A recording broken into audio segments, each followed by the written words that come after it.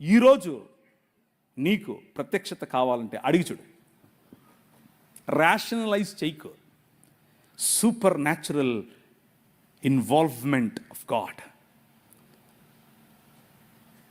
అభౌతికమైనటువంటి తన ప్రత్యక్షత, అభౌతికమైనటువంటి తన ప్రమేయం నీ జీవితంలో ఈరోజు ఇప్పుడు అవకాశం ఉంది నీకు.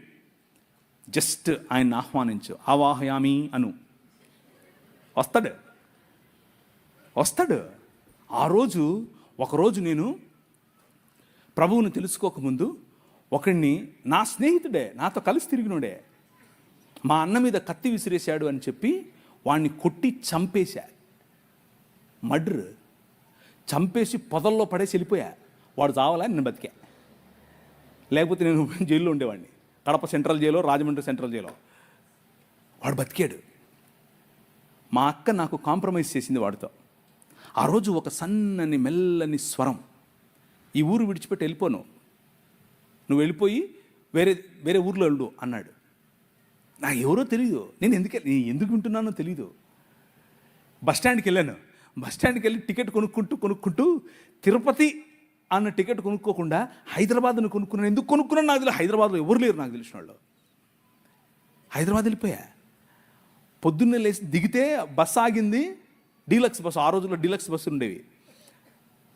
దిగా, ఎక్కడికి వెళ్ళాలో తెలీదు. ఒక ప్రాంతానికి ఆయనే నన్ను నడిపించాడు. భయంకరమైన గంజాయి, భయంకరమైన దాన్ని ఏమంటారు, మత్తులో ఉండేవాడిని ఎప్పుడంతే. అలాంటి నన్ను పట్టుకుని ప్రభు మార్చాడు. నా జీవితాన్ని మార్చేశాడు. నన్ను చూస్తే మా ఇంట్లో వాళ్ళకు కంపరం, నన్ను చూస్తే మా ఇంట్లో వాళ్ళకు దాన్ని ఏమంటారు, ఒక రకమైనటువంటి జుగుప్స. ఎట్లా పుట్లేవరో నా కడుపు నువ్వు అనుకునే మా అమ్మ కనీసం ఈరోజు సిగ్గుపడదు నన్ను చూసి. ఎందుకో తెలుసా? Your king lives today. నీ రాజు ఈరోజు బతుకున్నాడు, మాట్లాడాడు. సన్నని స్వరం. నీకు వినిపిస్తుందా? ఆ స్వరం నీకు వినిపిస్తుందా? నాతో మాట్లాడాడు ఒకరోజు.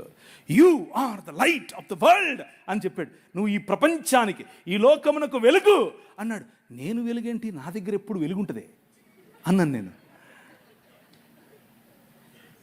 But that king transformed my life.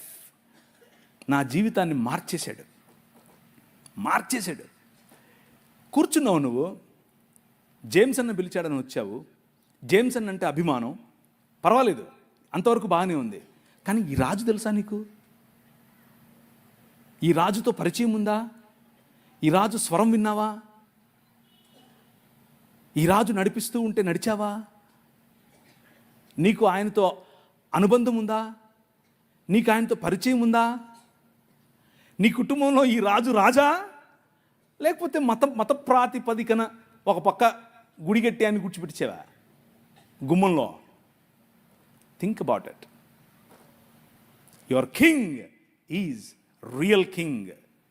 నీ రాజు సామాన్యమైన రాజు కాదు. సనాతనంగా ఉన్నటువంటి ధర్మంలో స్త్రీల గురించినటువంటి మాట స్క్రీన్ మీద మీకు కనిపిస్తూ ఉంది. స్త్రీణాం స్వభావానాం ఇచ్ఛామి శరేతుం భరతస్థం స్త్రియో హి మూలం దోషాణం లఘుచిత్తాః పితామహ. స్త్రీలంటేనే దోషముల చేత నింపబడిన వారు అని చెప్తున్నాడు.